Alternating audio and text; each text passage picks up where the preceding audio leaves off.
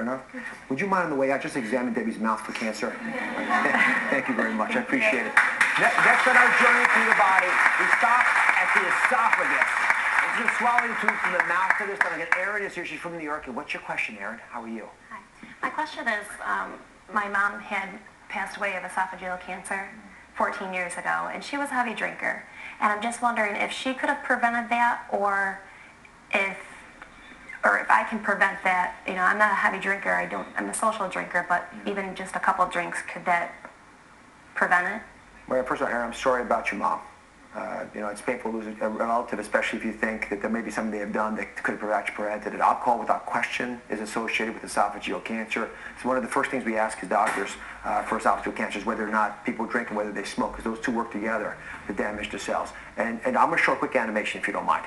This animation, I think a lot of folks will resonate to. This is what, if you look inside the body, we see as doctors when we're looking at the esophagus. There's a swallowing tube coming down, and there's the stomach.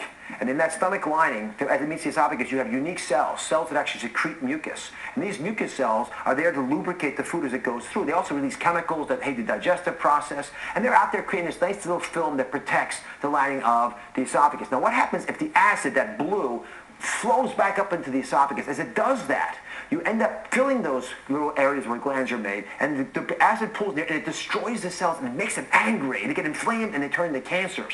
And once they start to grow, these adenocarcinomas start to grow larger and larger. They spread through the wall of the esophagus, and from there into the lymph nodes, into the liver, throughout the system of the body where they start, in this case the chest, and then up into the brain. They metastasize. This is what we see a lot in esophageal cancer because it's often too late by the time we find it. Now, this is cancer made from the cells near the stomach, but there are also cancer cells that start higher up in the esophagus. David, help us understand a little bit more about esophageal cancer and how alcohol might be tied into this. Well, alcohol by irritation creates inflammation, and every cancer actually requires inflammation to stimulate the multiplication of cells and to invade neighboring tissue and eventually become the nightmare that you showed us here.